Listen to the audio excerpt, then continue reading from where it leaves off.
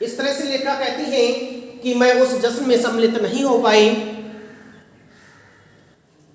मुझे लग रहा था कि मैं भी 15 अगस्त 1947 ईस्वी को देश आज़ाद होने के बाद जो देश में जश्न मनाया जा रहा था उस जश्न में मैं भी सम्मिलित हूँ और लोगों के साथ हर्षोल्लास के साथ इस जश्न का आनंद उठाऊं। परंतु लेखिका कहती हैं कि मुझे डॉक्टर ने मना कर दिया।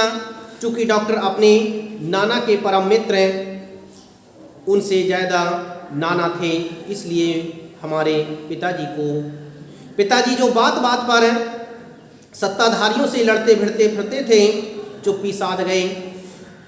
मैं बदस्तूर रोती कलपती रही, यानी कि मैं रोती रह गई, कलपती रह गई। कलपने का मतलब होता है कि इच्छा जो थी मेरे अंदर, इच्छा समाप्त हो रही थी।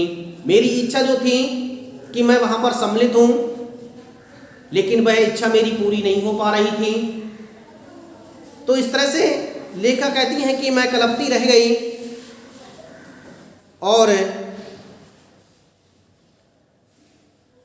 लेखिका इस बात के लिए व्यक्त करती हैं कि हमारे पिताजी जो बात बात पर सत्ताधारियों से लड़ते भिड़ते रहते थे, चुप्पी साध गए थे। मैं बदस्तूर रोती विलखती रही। क्या कोई बच्चा इकलौती गुड़िया के टूट जाने पर रोया होगा? मेरी उम्र तब 9 वर्ष की थी, इतनी छोटी नहीं कि गुड़िया से बहलती और इतनी बड़ी भी नहीं कि डॉक्टरी तर्क समझती। तंग आकर पिताजी मुझे ब्रदर्स काराम जो है उपन्यास पकड़ा गई। लेखिका कहती हैं कि मैं इतनी छोटी भी नहीं थी कि मैं गुड़िया के द्वारा बहला दी जाऊं और इतनी बड़ी भी नहीं थी कि डॉक्टर की जो दलीलें थीं, डॉक्टर के जो समझाने के तरीके थे, उन तरीकों को समझ करके मैं अपनी जिद को छोड़ दूं। मेरे अंदर यही लालच उत्पन्न हो रहा था कि मैं भी जाकर के जश्न में सम्मिलित हूं, परंतु ऐसा नहीं हो पा रहा था क्योंकि डॉक्टर मना कर चुके थे। मेरे पिताजी भी वहां पर कुछ नहीं बोल पा रहे थे। तो पिताजी ने एक रास्ता निकाला, उन्होंने ला करके मुझे एक उपन्यास पकड़ा दिया कि आप इसे पढ़िए, इससे आपका मन बहल जाएगा। लेखिका कहती हैं कि किताबें पढ़ने का मुझे मिराग था। सो जब कुछ देर बाद मैंने देखा कि पिताजी को छोड़कर घर के बाकी सब प्राणी पलायन कर चुके हैं और पिताजी दूसरे कमरे में बैठे अपनी किताब पढ़ रहे थे, तो रोना धोना छोड़कर मैंने भी किताब खोल ली। लेखिका कहती हैं कि मुझे किताब पढ़ने का बहुत ही शौक था। मिराक कहते हैं शौक के लिए, अर्थात मानसिक रोग भी कहा जाता है कि मिराक शब्द मानसिक रोग के लिए उत्पन्न करता है।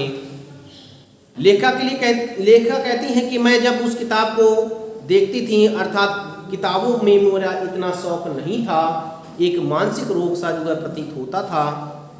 लेकिन जब सभी लोग अस्पताल छोड़ करके वहाँ से चले जाते हैं, तो मैंने देखा कि पिताजी एक तरफ कमरे में बैठे हुए किताबों को पढ़ रहे हैं, तो मैंने भी जो मेरे पास उपन्यास दिया गया था उसे भी मैंने खोल लिया, उसे भी पढ़ने में बैठ गई।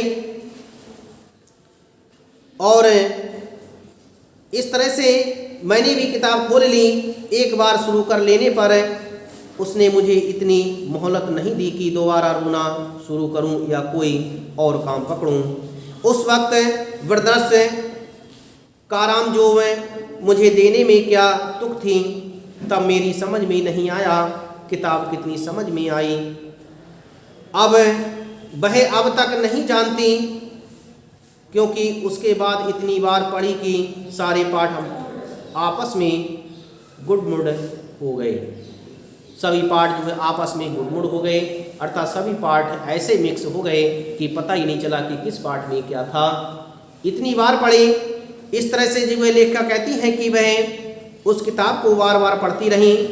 कितना पहली बार में पल्ले पड़ा, कितना बाद में कहना मुश्किल है, पर इतना विश्वास के साथ कह सकती हूँ कि उसका एक अध्याय जो बच्चों पर होने वाले अनाचार अत्याचार पर था, मुझे पहली बार में ही लगभग कंठस्थ हो गया था। कंठस्थ कहते हैं याद करने के लिए। लेखक कहते हैं कि उस उपन्यास में क्या था मुझे पता नहीं, पहले मेरी समझ में क्या आया, दूसरी बार पढ़ा तो क्या समझ में आया, लेकिन उस उपन्यास में एक अध्याय ऐसा था जिसमें बच्चों पर होने वाली अत्याचार का वर्णन किया गया था। वह अध्याय मुझे एक ही बार में कंठस्थ हो गया, एक ही बार में याद हो गया, एक ही बार में याद हो गया, एक ही बार में मेरी समझ में आ गया। उम्र के हर पड़ाव पर वह मेरे साथ रहा और मेरे लेखन के एक महत्वपूर्ण भाग को प्रभावित करता रहा। जैसे जादू का कालीन मेरा नाटक नहीं, वह 3 किलो की छोरी जैसी कहानियाँ व कठगुलाब उपन्यास के कई अंश। लेखक कहते हैं कि इस तरह से वह जीवन भर वह अध्याय मेरे साथ रहा था और उस अध्याय ने मेरे जीवन को इतना परिवर्तित किया कि उस अध्याय से संबंधित मैंने कई प्रकार की रचनाओं का उल्लेख कर दिया, कई प्रकार की रचनाओं को लिखा, जिसमें उपन्यास भी थे, कहानियाँ भी थीं और नाटक भी थे। इन सभी का मैंने वर्णन किया, इन सभी को मैंने उस जो अध्याय था उसी को मार्ग बनाया, उसी के मार्गदर्शन के अनुसार मैंने इन रचनाओं का उल्लेख किया था।